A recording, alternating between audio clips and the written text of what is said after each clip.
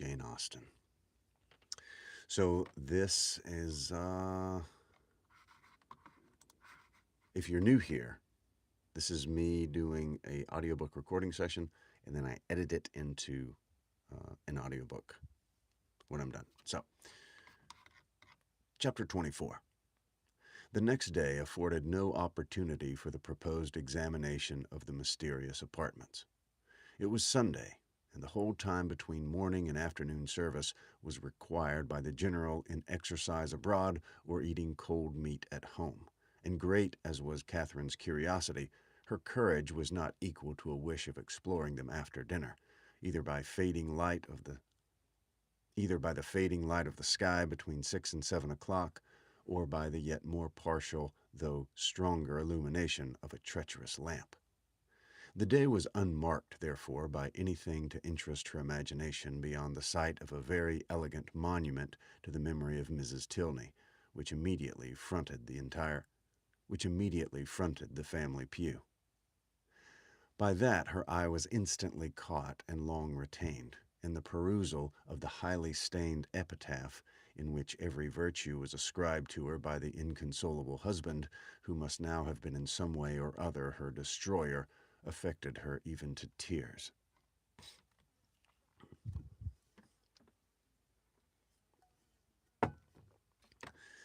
That the general, having erected such a monument, should be able to face it was not perhaps very strange, and yet that he could sit so boldly collected within its view, maintain so elevated an air, look so fearlessly around, nay, that he should even enter the church, seemed wonderful to Catherine.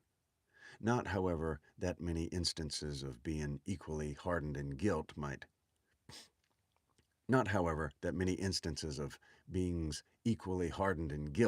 be produced. She could remember dozens who had persevered in every possible vice, going on from crime to crime, murdering whomsoever they chose, without any feeling of humanity or remorse, till a violent death or a religious retirement closed their black career. The erection of the monument itself could not in the smallest degree affect her doubts of Mrs. Tilney's actual decrease. Were she even to descend into the family vault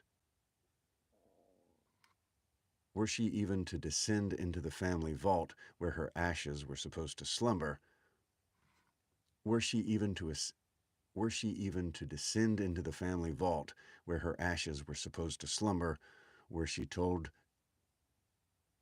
to behold the coffin in which they said to be enclosed?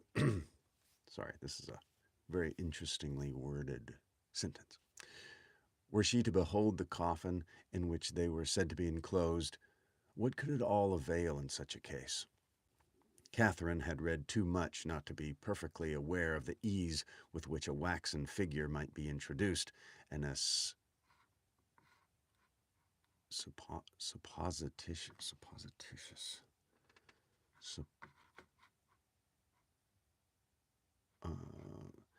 waxen figure might be introduced, and a supposititious funeral carried on. The succeeding morning promised something better. The general's early walk, ill-timed as it was in every other view, was favorable here, and when she knew him to be out of the house, she directly proposed to Miss Tilney the accomplishment of her promise. Eleanor was ready to oblige her, and Catherine, reminding her as they went of another promise, their first visit in consequence was to the portrait in the bedchamber. It represented a very lovely woman with a mild and pensive countenance, justifying so far the expectations of its new observer, but they were not in every respect answered, for Catherine had depended upon meeting with features, hair, complexion that should be the very counterpart, the very image, if not of Henry's, of Eleanor's, the only portraits of which she had been in the habit of thinking, bearing always an equal resemblance of mother and child. A face once taken was taken for generations, but here she was obliged to look and consider and study for a likeness.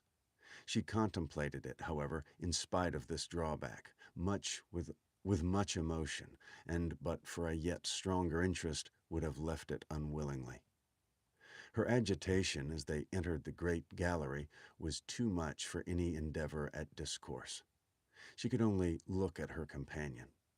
Eleanor's countenance was dejected, yet sedate, and its composure spoke her inured to all the gloomy objects to which they were advancing. Again she passed through the folding doors. Again her hand was upon the important lock, and Catherine, hardly able to breathe, was turning to close the former with fearful caution when the dreaded figure of the general himself, at the further end of the gallery, stood before her. The name of Eleanor, at the same moment, in his loudest tone, resounded through the building, giving to his daughter the first intimation of his presence, and to Catherine terror upon terror. An attempt at concealment had been her first instinctive movement on perceiving him, yet she could scarcely hope to have escaped his eye, and when her friend, who with an apologizing look darted hastily by her, had joined and disappeared with him, she ran for safety to her own room, and locking herself in, believed that she should never have courage to go down again. She remained there at least an hour in the greatest agitation. Deeply commiserating the state of her poor friend, and expecting a summons herself from the angry general to attend him in his own apartment. No summons, however, arrived, and at last, on seeing a carriage drive up to the Abbey, she was emboldened to descend and meet him under the protection of visitors. The breakfast room was gay with company, and she was named to them by the general as the friend of his daughter, in a complimentary style, which so well concealed his resentful ire as to make her feel secure, at least of life for the present. And Eleanor, with a command of countenance which did honor to her concern for his character, taking an early occasion of saying to her, "My father only wanted me to answer a note," she began to hope that she had either been unseen by the general, or that from some consideration of policy she should be allowed to suppose herself so. Upon this trust she dared still to remain in his presence after the company left them, and nothing occurred to disturb it.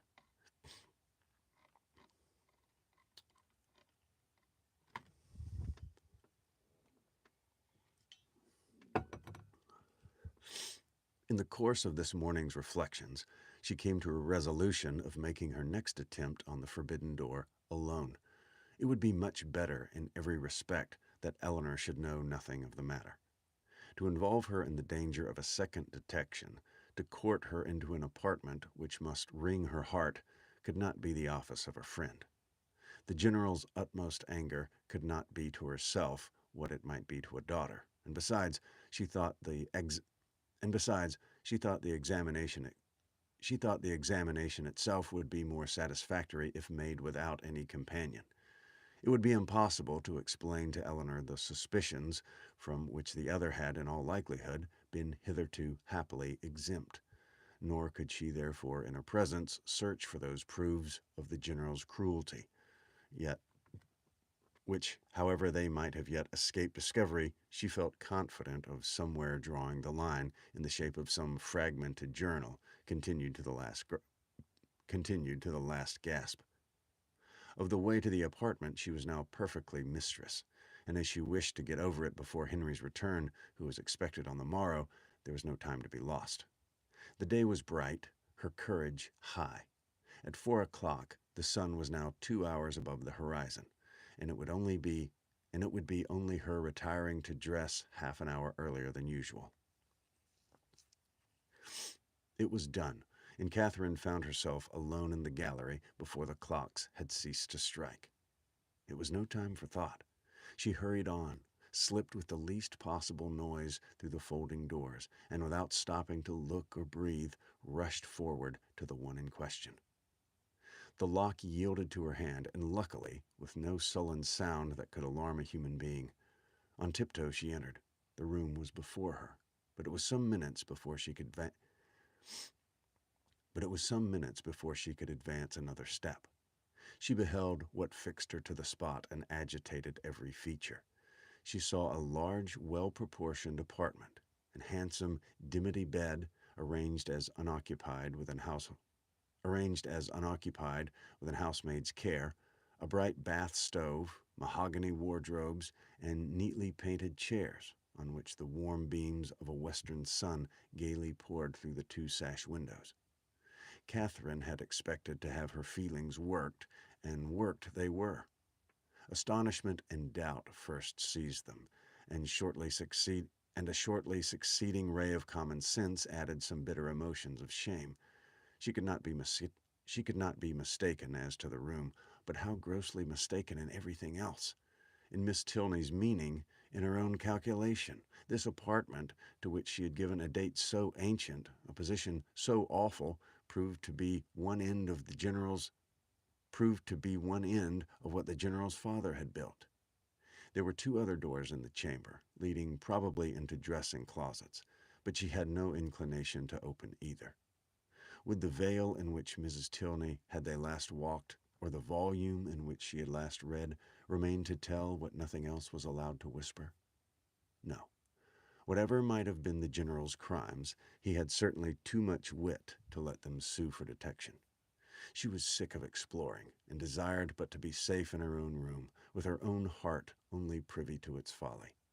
And she was on the point of retreating as softly as she had entered, when the sound of footsteps, she could hardly tell where, made her pause and tremble. To be found there, even by a servant, would be unpleasant, but by the general, and he seemed always at hand when least wanted, much worse. She listened. The sound had ceased, and resolving not to lose a moment, she passed through and closed the door. At that instant a door underneath was hastily opened. Someone seemed with swift steps to ascend the stairs, by the head of which she had yet to pass before she could gain the gallery. She had no power to move. With a feeling of terror not very definable, she fixed her eyes on the staircase, and within a few moments it gave Henry to her view. "Mr. Tilney!" she exclaimed in a voice of more than common astonishment. He looked astonished too. "Good God!" she continued, not attending to his address. "How came you here? How came you up that staircase?" "How came I up that staircase?" he replied, greatly surprised. "Because it's my nearest way from the stable yard to my own chamber, and why should I not come up it?" Catherine recollected herself, blushed deeply, and could say no more. He seemed to be looking in her countenance for that explanation which her lips did not afford.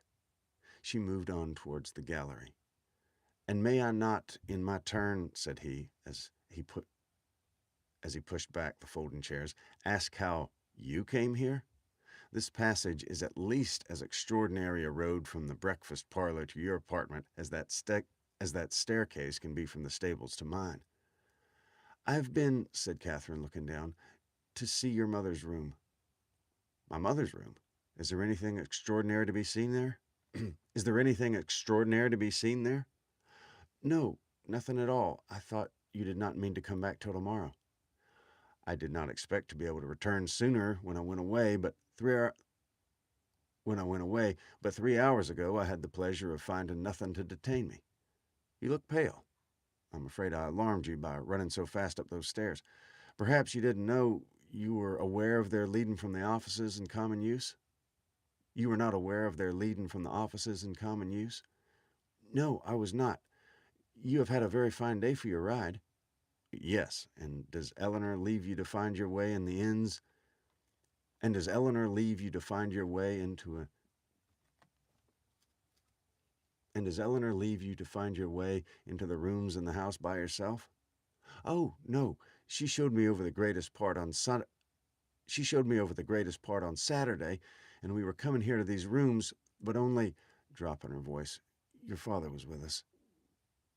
"And that prevented you?" said Henry earnestly, regarding her. "Have you looked into all the rooms in that passage?" "No, I only wanted to see. Is not very late. Is it not, is not it very late? I must go and dress."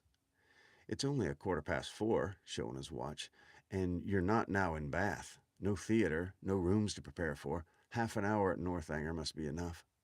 She could not contradict it, and therefore suffered herself to be detained, though her dread of further questions made her, for the first time in their acquaintance, wish to leave him. They walked slowly up the gallery. Have you had any letter from Bath since I saw you?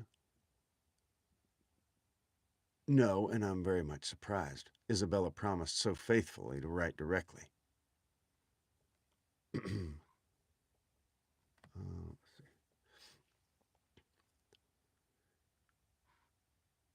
Have you any letter from Bath since I saw you? No, and I'm very much surprised. Isabella promised so faithfully to write directly. Promise so faithfully? A faithful promise? That puzzles me. I've heard of a faithful performance, but a faithful promise, the fidelity of promising, it's a power little worth knowing, however, since it can deceive and pain you. My mother's room is very commodious, is it not? Large and cheerful looking, and the dressing closet so well disposed. It always strikes me as the most comfortable it always strikes me as the most comfortable apartment in the house, and I rather wonder that Eleanor should not make it for and I rather wonder that Eleanor should not take it for her own. She sent she sent you to look at it, I suppose. No, it's been your own doing entirely? Catherine said nothing. After a short silence, during which he had closely observed her, he added, "As there's nothing in the room in itself to raise curiosity, this must have been this must have proceeded from a sentiment of respect for my this must have proceeded from a sentiment of respect for my mother's character, as described by Eleanor, which does honor to her memory. The world, I believe, never saw a better woman. But it is not often that virtue can boast an interest such as this. The domestic, unpretended merits of a person never known do not often create that kind of fervent, venerating tenderness which would prompt a visit like yours, Eleanor, I suppose. Uh, venerating tenderness which would prompt a visit like yours. Eleanor, I suppose, has talked of her a great deal? Yes, a great deal. That is, no, not much, but what she did say was very interesting. Her dying so suddenly, slowly and without hesitation, it was spoken. Her dying so suddenly, slowly, and with hesitation, it was spoken. And you, none of you, being at home, and your father, I thought, perhaps had not been very fond of her. And from these circumstances, he replied, his quick eye fixed on hers, you infer perhaps the probability of some negligence, some, involuntarily she shook her head, or it may be of something less pardonable. She raised her eyes towards him more fully than she had ever done before. My mother's illness, he continued, the seizure which ended in her death was sudden. The malady itself, one which one from which she had often suffered, a bilious fever, its cause therefore constitutional. On the third day, in short, as soon as she could be prevailed on, a physician attended her, a very respectable man, and one in whom she had always placed great confidence. Upon his opinion of her danger, two others were called in the next day and remained in almost constant attendance for 24 hours. On the fifth day she died. During the progress of her disorder, Frederick and I, we were both at home, saw her repeatedly, and from our own observation can bear witness to her having received every possible attention which could spring from the affection of those about her, or which her situation in life could command. Poor Eleanor was absent, and at such a distance as only to return to see her mother in cough, and at such a distance as to return only to see her mother in her coffin. But your father, said Catherine, was he afflicted? Getting on, almost done.